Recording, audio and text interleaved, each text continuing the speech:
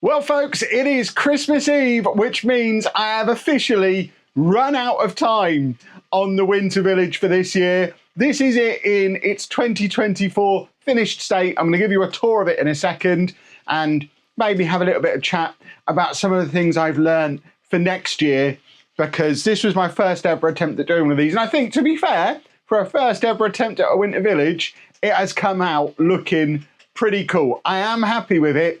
But there is a lot of stuff I wish I'd have had a little bit more time on. I wish I'd have done a little bit differently. Things I wish I'd known before I started. We're going to cover all that off in this video. But first, let's have a little bit of a tour of our finished Winter Village for 2024. So here we have it from our front on perspective. We can pan down a little bit and show everything. We can't actually fit it all in frame, which I guess is a good thing. You can see it does get a little bit messy towards the front, where that's one of the things that I'll be doing differently next year. We'll get to that in a second, but first let's have our little tour. So starting from the back, we've got the Nightmare Before Christmas set back there. I was sort of in two minds about whether to include this because it's mainly a Halloween set, but I didn't know that, because just like with Home Alone, I've not seen Nightmare Before Christmas either, so I didn't know it was a Halloween movie. It's got Christmas in the title and Santa Claus in the set, so that tells me it's Christmassy. So it has a little spot. We've got it at the back in the dark, and I think that's fine. Also making up this top row, we've got, this is where I'm going to forget the names of some of these Winter Village sets. I think that's the Alpine Lodge, which we did get a light kit on. I didn't show you me installing that light kit. That was actually a much easier light kit to do than the one I did in the video with the post office, and it does look pretty cool. I'm really happy with how that one's come out, although my ice skater has fallen over. So let's stand him back up. Even the ice rink is lit up, which I think is very, very cool. Just like with all the other ones, these are Game of Bricks light kits. We do have an affiliate link with Game of Bricks down in the description below. If you somehow want to buy a light kit off the back of seeing me struggle with them over and over again, and you want to use our link, it does help support the channel. Will be very much appreciated. I don't know that I can necessarily recommend light kits in general if you're as, I don't even know, useless at doing stuff like that as I am. I've not enjoyed the light kit process at all, which is why I've not done very many of them. But you got to admit, they do look cool. So it comes down to personal preference of whether or not you think it's worth the pain for how cool they look. And a great example of that in action is the Home Alone house, which of course I've been building every day on YouTube Shorts and over on TikTok. The video where I actually install a light kit doesn't come out until tomorrow, but you can see it is on there. Believe it or not, I wasn't going to be doing it on Christmas Day. And it does look really, really cool. I love this Home Alone set. We've got the little tree house around the back as well. Even the van is lit up. We've got our little headlights on the van. It's lit up around the back as well. You can see I've had to put a little battery bank on this one, which again is another thing that we'll get to in our notes for next year. The fact that my power supply issues aren't great. We've got a battery bank there. We've got a cable running across the back of the city there.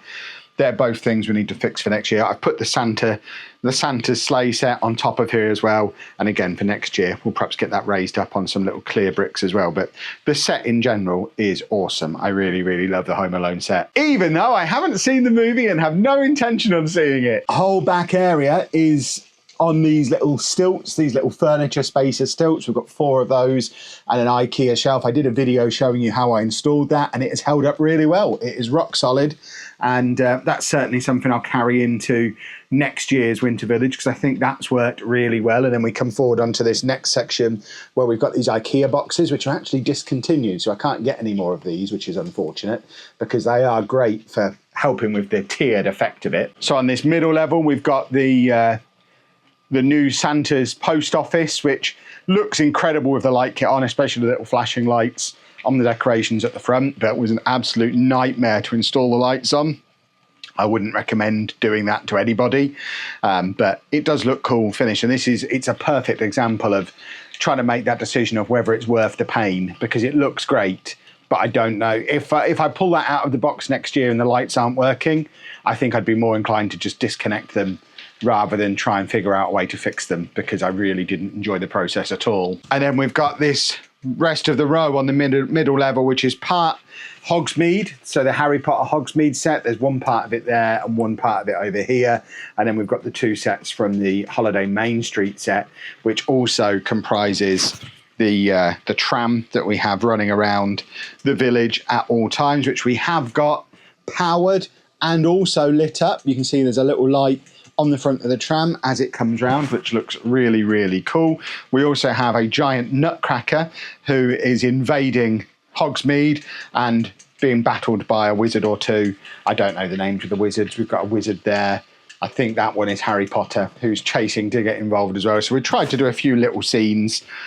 We've got, is that Hermione? Probably not, because she's in the wrong house. We have a Harry Potter girl on top of the fire station facing the wrong way, and we've also got a little mini Millennium Falcon that's landed there as well, which was out of the Star Wars advent calendar set. And then on the bottom level, we've got the gingerbread house.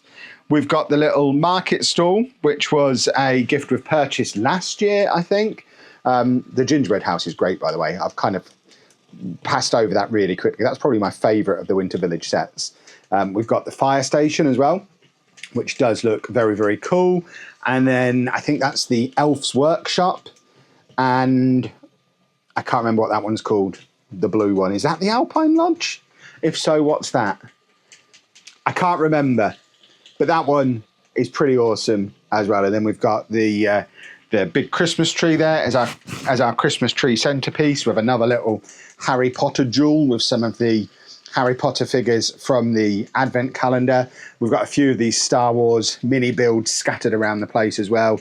And then this front area is just kind of made up of lots of stuff from the advent calendars and the gift with purchase. That was a gift with purchase, that little Santa's sleigh, as was the Venom motorbike. So it goes in because it was a gift with purchase around Christmas time. We've got the fire truck from the fire station set, where he's putting a star on top of one of the Christmas trees. We've got another little ice rink, which was also, I think, from the fire station set.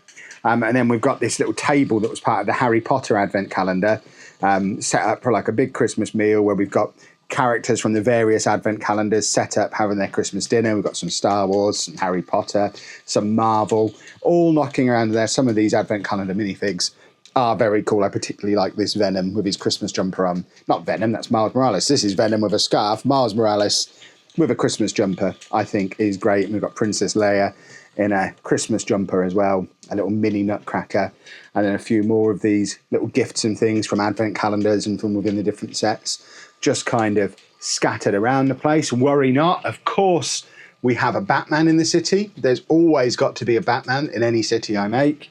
And we've got the little gift with purchase train that came out. That was Black Friday, wasn't it? I think that came out. So that is the setup of the set. And then we've obviously got the train track going around in a big loop, and then power. So the train is battery powered.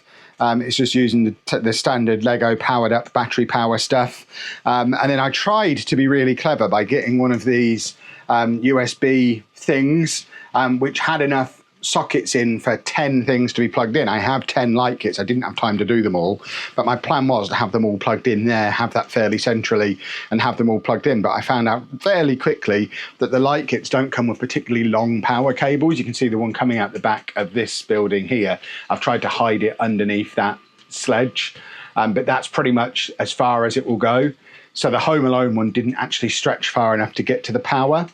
So the Home Alone one is being powered currently by a battery pack, which we could fit a couple more in if we had to. So we could potentially have like a battery pack for the back row in the middle and get all of them plugged in, and then even do one of those for each level, because that then eliminates this unsightly cable, which at the moment is just pinned into the wall to keep it out of the way of the train, but looks rubbish and is definitely something that we need to improve for next year. And then of course we've got this one plugged in round the back of there as well. I am a little bit sad I didn't have time to do any of the other light kits, but each one of those light kits took me 2 to 3 hours to do, and it was really horrible and stressful every time I did it. So I've got another 7 to do, and I just didn't have a spare 2-3 days, and we ended up going away last week, which is why we didn't have any videos come out last week, so we didn't get any opportunity to do it then, and I just literally ran out of time. But it's something I would like to do for next year. My plan from here is to pack it all away still assembled.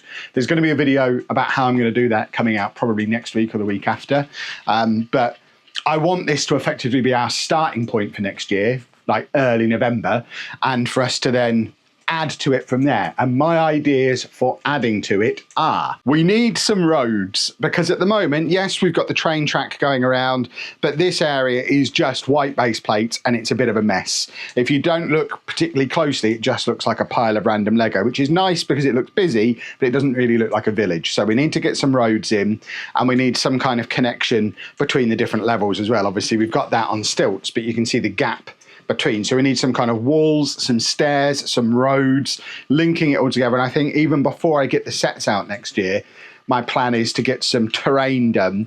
So we've got some roads and some hills and tunnels and walls to actually put everything on. And that fits into one of the other things I want to do for next year, which is we need to do Mills plates, because the cables look rubbish.